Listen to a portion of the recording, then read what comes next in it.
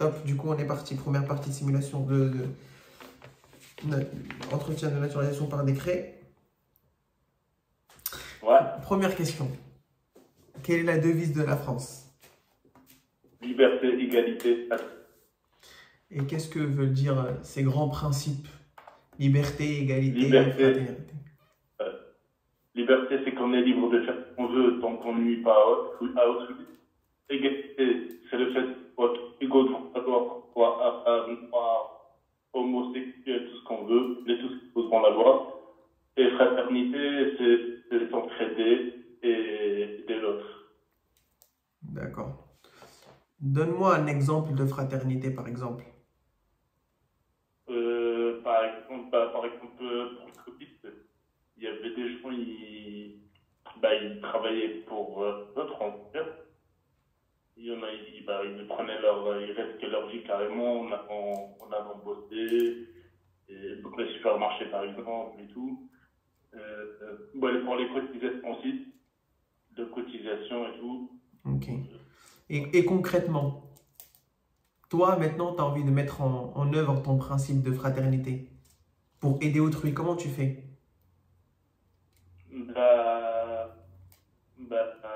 Dans les associations et tout, C'est ça. la Croix-Rouge. Tout à fait, ça, c'est faire du bénévolat dans les associations. C'est comme ça qu'on met en œuvre vraiment ce principe de fraternité. On était sur la Covid-19 d'ailleurs. D'ailleurs, c'est quoi la Covid-19? C'est quoi la Covid-19? C'est un virus qui est apparu en Chine et qui nous a tous eu. Malheureusement. Et du coup, bon, on va pas rentrer dans le détail de l'épidémie, mais en quoi ce virus-là a pu impacter la France? Économiquement, tout a augmenté. Ça, c'est partout au monde même. C'est tout, non? Alors, économiquement, je vais encore plus dans la profondeur. C'est pour ça que je pose cette question. Tu as visé le bon mot, économiquement. On était placé 5e, puis 6e, puis 5e meilleure puissance économique mondiale. D'accord? Depuis la période de la Covid-19, pardon, on a changé de rang ou on est toujours 5e ou 6e? Alors là, je vais dire 6e toujours. Alors, on est passé 7e puissance mondiale en ce moment. Ah, ok. On est passé 7e puissance mondiale à cause de la Covid-19. Et ça, c'est un changement dû à l'épidémie. En fait, parce que toi, tu tombes sur les vidéos de transition. Donc, il y aura les nouvelles informations et en même temps les anciennes pour voir si elles sont toujours valides ou pas. C'est ça. Donc, 7e puissance économique mondiale. Et on était première puissance économique touristique. Enfin, première puissance mondiale touristique. Maintenant, on est combienième? 6. Non, quand même pas. On n'a quand même pas perdu 5 rangs.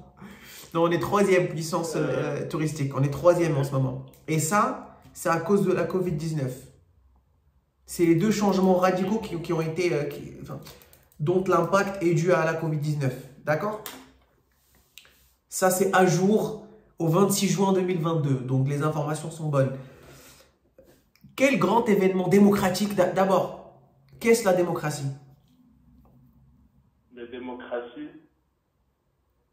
il faut que je cherche les bons termes. La démocratie, c'est un régime politique où la souveraineté appartient aux citoyens. Au peuple, tout à fait, c'est bien ça. Alors, justement, quel grand événement qu'on peut lier à la démocratie vient juste de passer là?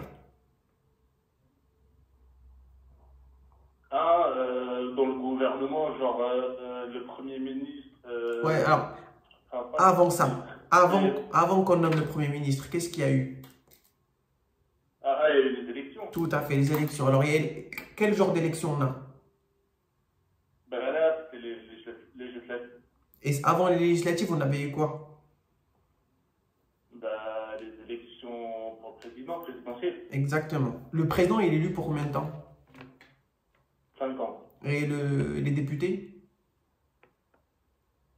5 ans aussi. Ok, tout à fait. Comment sont élus le président de la République et les députés à l'Assemblée nationale? Suffrage universel direct. Ça veut dire quoi, suffrage universel direct? Bah, c'est le peuple qui va aux urnes, c'est le peuple qui vote Peuple qui vote directement. directement. Exactement, c'est ça. Donc là, on a eu... comment s'appelle la coalition de plusieurs partis politiques dont on a entendu parler énormément à la télé et qui a à sa tête, enfin qui avait à sa tête Jean-Luc Mélenchon? Ah, la NUP. La NUPES, c'est ça, la NUPES, c'est ça. NUPES, ouais. Moi aussi, je disais la NUP avant. Jusqu'à ce qu'on me dise non, mais c'est pas la NUP, c'est la NUPES. Ouais, effectivement, c'est la NUPES. Et ça veut dire, c'est quoi le mot, enfin, le sigle? C'est quoi les significations des petites lettres? C'était. Franchement, je vais dire des bêtises, je connais pas. Je crois que c'est Nouvelle Union Populaire Économique et Sociale. Écologique et sociale. Je comprends. Ok. Ok? La NUPES. Ok. Tiens, donne-moi les droits et les devoirs attachés à un citoyen français. Attachés à un citoyen français. Les droits, on a le droit de voter et d'être éligible au vote. Et les obligations, c'est que on doit participer à la guerre en cas où et faire partie d'un jury dans une cour d'assises. Alors, comment on s'appelle quand on fait partie du jury de cour d'assises? Ça porte un nom. On est bon. Ah, je n'ai pas pensé la question. J'ai dit, on porte un nom quand quand on fait partie du jury. Ouais, ben on est jury dans un jury de cour d'assises. C'est l'inverse. On est juré dans un jury. Et je me suis contenté pour pas faire l'inverse. Jury, c'est plusieurs personnes. Juré, c'est une seule personne. Donc, on est juré dans un jury.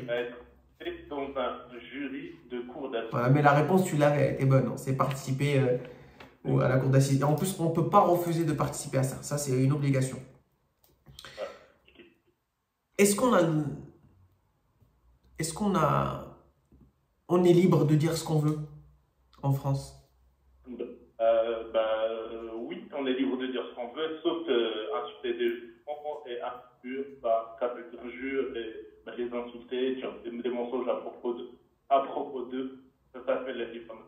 Tout à fait. Donc, pas de propos diffamatoires, pas de propos injurieux, mais sinon, on a le droit de dire ce qu'on veut. Et comment ça s'appelle cette liberté? Liberté d'expression. Tout à fait, c'est la liberté d'expression. Parlez-moi de la liberté d'association. C'est la loi de 1901. On a le droit de faire des associations, il suffit juste de déclarer. On a le droit de faire tout, n'importe quelle association, sauf qui ne respecte pas la loi de la République. L'ordre public, voilà. Quand on est à l'ordre public, au terrorisme, ou ça c'est interdit. Ouais. Très bien. Par exemple, de terrorisme, par exemple. Voilà, ça, on n'a pas le droit. Non, ça, c'est... De toute façon, ça a un caractère déclaratif. Donc, on déclare. Et c'est pas soumis à une autorisation du préfet. Voilà. Et la loi s'appelle la loi Waldeck-Rousseau. C'est la loi de 1901. C'est pour ça qu'on dit association de 1901, comme tu l'as bien dit. Et enfin, pour finir cette première partie, tu vas en parler de la laïcité. La laïcité, c'est... Déjà, il faut que tu la date. C'est 1905. Tout à fait. Ouais, 1905. Séparation entre l'Église et l'État. L'État ne subventionne pas le culte. On est libre de choisir sa religion ou pire, ne pas y croire. D'accord.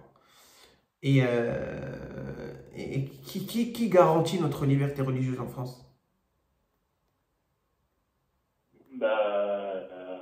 L'État. C'est ça, c'est l'État qui garantit notre liberté religieuse. Et du coup, enfin, ça relève de quoi la religion avec le principe de laïcité?